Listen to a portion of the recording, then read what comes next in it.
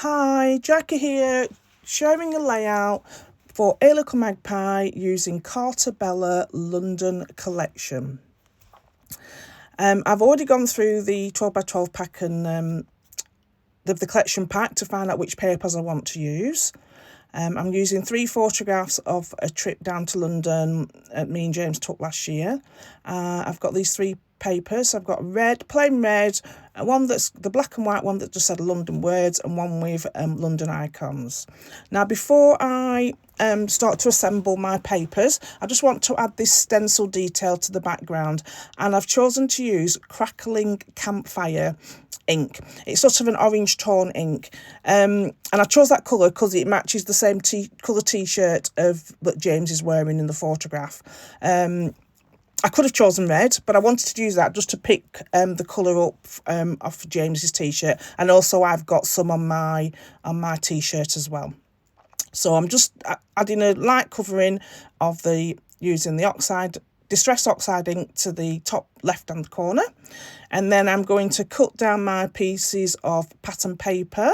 I think the red one is roughly about 6 inches, and then I do this black and white one's roughly 5.5, and the cream one with the icon will be roughly about 4.5. And as you can see, when I've laid them all together, you can hardly see any of the black paper underneath. So I do combat this by cutting the black paper down into 2-inch strips. So here I am just cutting the black paper, this word paper down into 2-inch strips, so that I can easily move it top and bottom of that red piece there. Also, you'll notice that when I put it down, I think, I didn't want it to be the full 12 across. So I end up putting it together, and I cut about 1 inch off the side. So I think it's about 11 inches. It ends up, this photo mat, about 11 inches. And then before I do that, I wanted to add a grey border. So I'm using, on the reverse of that red paper, it's grey, plain grey. So I've just all punched down the edge, and I've cut that down, stripped about roughly 2 inches. And if you can see on the photograph on the left hand side, I went wrong when I was punching, but when I'm going to cover that over with my journaling card. You'll see how I do that in a minute. So I'm going to put all these together, and as I'm putting all the layers together, I'm just going to lightly distress each edge. So all these go down together, trying to get them lined up.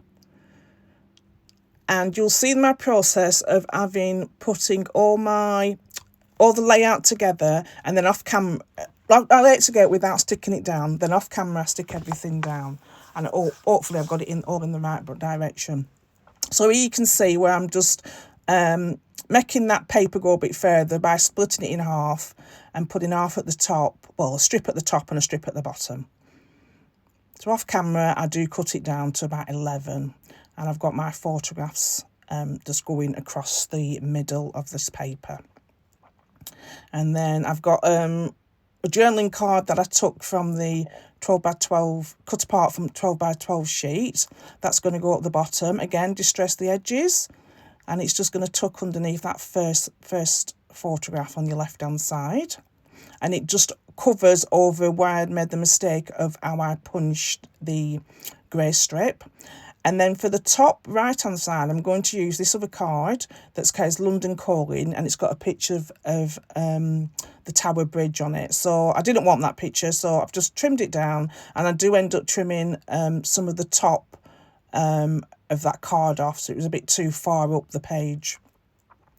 And that's going to be my title, London's Calling. Again, distressing the edges before I put it in. Like I said, all these pieces now that I'm putting together are not stuck down, and I do all that off camera. So I'm just going through my bits and pieces pack that's come with this collection and finding a few bits that I want to use. I've also got the pack of London flare badges from A Little Magpie as well. So I also got a little box that's full of little tags and things from L Studio. I think there's some other tags in there as well, but it's mainly L Studio. So I've just went through that little box and just picked out some of the tags that I might want to use, and journaling spots and any word phrases that I might use on this layout. So I'm just going to put everything together.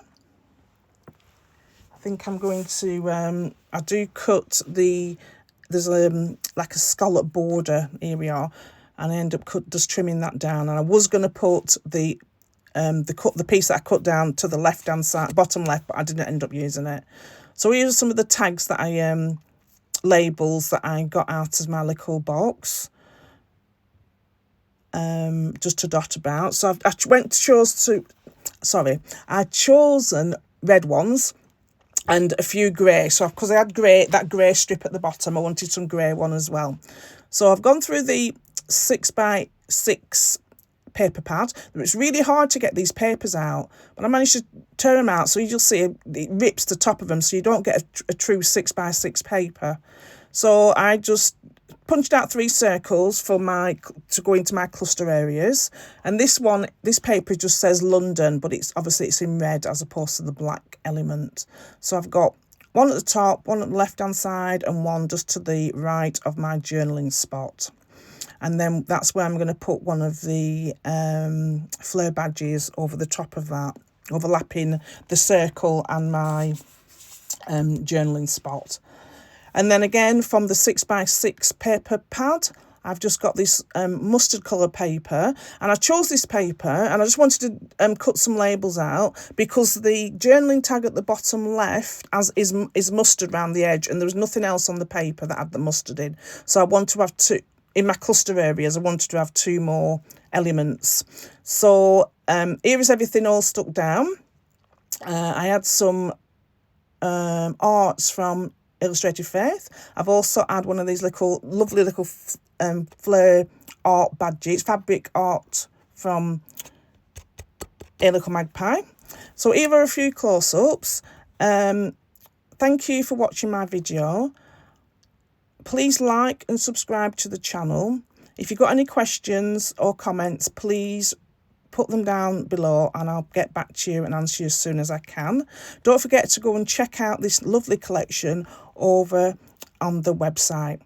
Thanks for stopping by. I'll be back soon. Bye.